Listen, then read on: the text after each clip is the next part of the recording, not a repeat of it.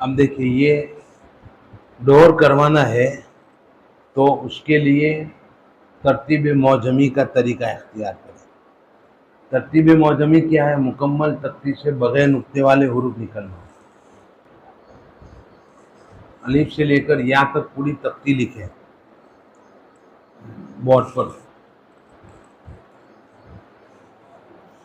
لکھنے کے بعد بچوں سے کہے چلو پہلی لیٹی میں ایسے کتنے حروف ہیں جس پر نقطہ نہیں ہے. ہم سوال کریں گے خوب. تعلیم بذریعہ سوال. تعلیم بذریعہ سوال. سوالات خوب کرو جہاں کہ ان کے ذہن کو استعمال کر سکو. تو شروع سے بتلایا با لکھو، تا بناؤ، سا بناؤ، جیم لکھو، ہا بناؤ، خا بناؤ. سوال ہی سوال ہے. سوال کے ذریعے سے تعلیم. یہاں ہم سوال کریں گے الف سے لے کر ہا تک میں پہلی لیٹی میں کتنے حروف ہیں جس میں نقطہ نہیں ہے. اب بتاؤ کتنے حروف ہیں؟ جی 2 حرف. کون کون سے؟ الف اور ہا جس میں نقطہ نہیں ہے. تو ہم سائڈ پر لکھ لیں گے یہاں پہ الف اور ہا. پھر دوسری لیٹی میں اب دیکھو کتنے حروف ہیں جس میں نقطہ نہیں ہے. 3. دال را سین ہم یہاں لکھ لیں گے. ان کے پاس بلوائیں گے اور ہم لکھیں گے. تیسرے بچے کو کھڑا کرو. چلو تیسری لائن میں دیکھو کتنے حروف ہیں جس میں نقطہ نہیں ہے. وہ بولے صاد طا عین. چوتھے بچے کو کھڑا کرو، پانچویں بچے کو کھڑا کرو. سب نقطے بغیر والے حروف، بغیر نقطے والے حروف آ گئے. اب اس کو پڑھاؤ گے. پڑھو اس کو. الف ہا دال را سین صاد طا عین کاف لام میم واو ہا حمزہ. ڈور ہوا کہ نہیں ہوا؟ ڈور ہو گیا نا. پہلے پوری تختی دیکھی، اس میں سے نکالے. ایک بچے کے پاس بلوایا، پھر دوسرے کو کھڑا کیا تو بول، تیسرے کو کھڑا کیا تو بول، چوتھے کو کھڑا کیا تو بول. تو یہ 4-5 بچے نے پڑھا تو یہ ڈور ہو گیا ان کا بغیر نقطے والے حروف. ہو گیا نا؟ سمجھ میں آیا؟ پھر اب ان کو سلیٹ میں لکھنے کو کہو کہ بغیر نقطے والے حروف تمہاری سلیٹ میں لکھو. اور ہم نے پہلے چھپوائے تھے ایسے بورڈ، اب وہ ختم ہو گئے. اس کے بعد چھپوائے نہیں ہیں، خرچہ بہت ہوتا ہے. اور ساتھی کہیں گے کہ اپنے پرچے کو بیچنے کے لیے ہم کو ترغیب دیتا ہے، اس لیے پھر بند کر دیے.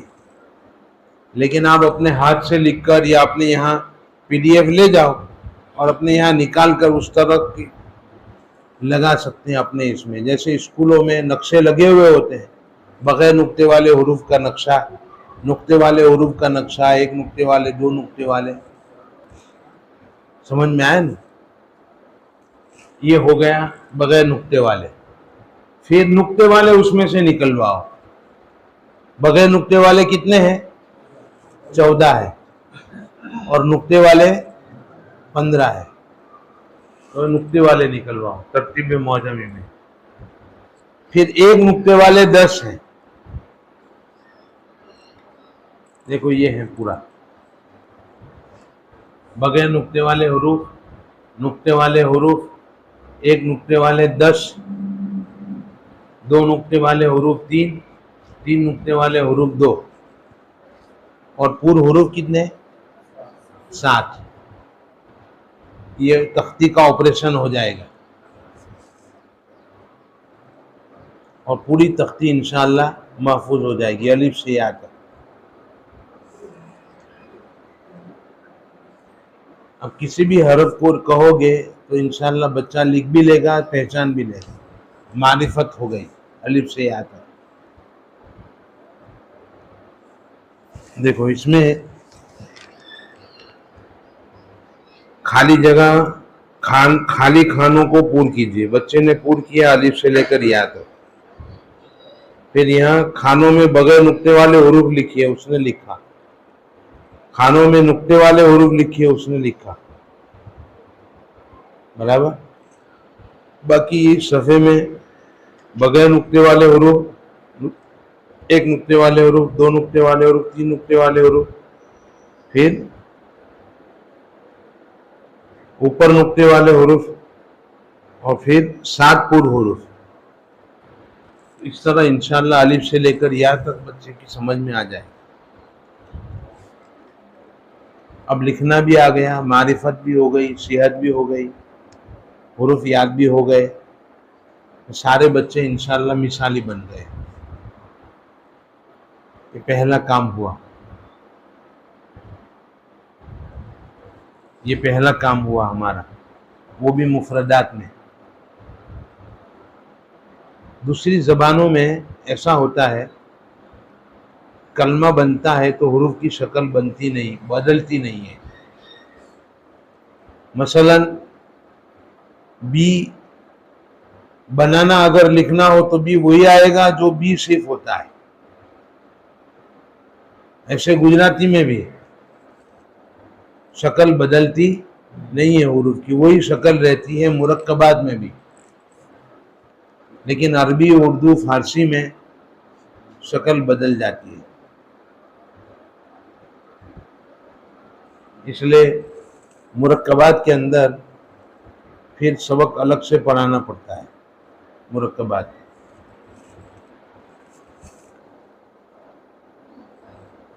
یہ مفردات کے سبق کا خلاصہ ہے, وہ لکھ لو آپ. سبق اجتماعی پڑھائیں گے سب کو ساتھ میں.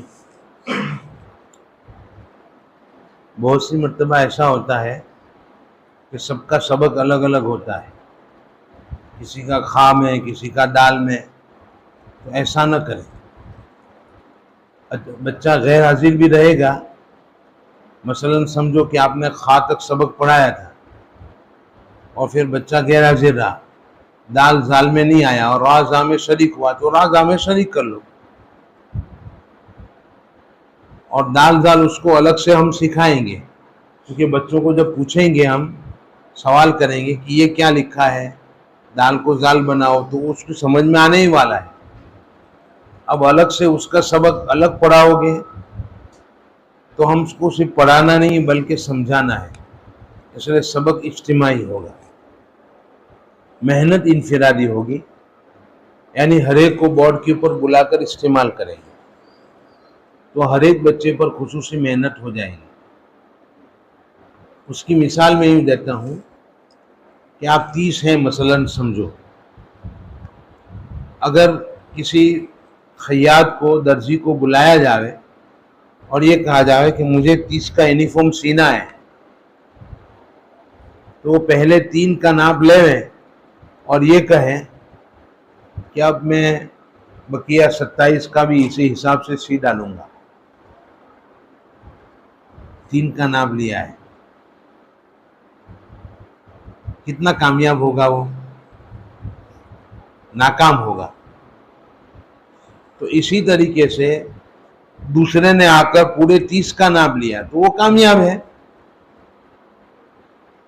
تو اسی طریقے سے استاد جو ہیں پہلے 3-4 کو سامنے رکھ کر سبق پڑھاوے اور بقیہ کی ذہن کو ملحوظ نہ رکھیں کہ میں کیا کروں, وہ تو کمزور ہے. تو ایسا ہی ہوا جیسے خیاط نے 3-4 کا ناپ لے کر 30 کا یونیفارم سی ڈالا.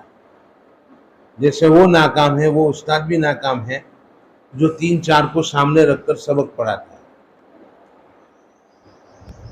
اس لیے سبق اجتماعی پڑھائیں گے, لیکن وصول یابی کے لیے سمجھ میں آیا کہ نہیں آیا سب کو استعمال کریں گے تو ہر ایک کے ذہن کا لحاظ ہو جائے گا, اس کی سمجھ میں بھی آ جائے گا. سمجھ میں تعلیم اس لیے میں نے سبق اجتماعی ہوگا اور محنت انفرادی ہوگی. بعض لوگ کیا کہتے ہیں کہ ہم لوگ انفرادی محنت کے قائل نہیں ہیں, ایسا ہماری طرف منسوب کرتے ہیں. صرف سن کر ہم اجتماعی تعلیم کے قائل ہیں, لیکن محنت انفرادی بھی ہوتی ہے. تعلیم انفرادی ہوگی، ہر ایک کا سبق الگ الگ ہوگا تو استاد کتنے کی پیچھے پڑے گا. اس لیے اجتماعی تعلیم ہوگی، محنت انفرادی ہوگی. ہر ایک بچے پر الگ سے محنت کریں گے، اس کو بورڈ پر استعمال کریں گے، بلائیں گے. جب تک 30 بچوں کو بورڈ پر استعمال نہ کر لے سبق آگے نہیں چلے گا. یہ خلاصہ ہوا مفردات کا. یہ نقشہ اگر ہو اس میں تو الف سے اللہ، با سے باقا، بچوں کو بلا کر چھوڑ دے، پڑھا کر چھوڑ دے، بچوں کو زبانی ہو جاتا ہے.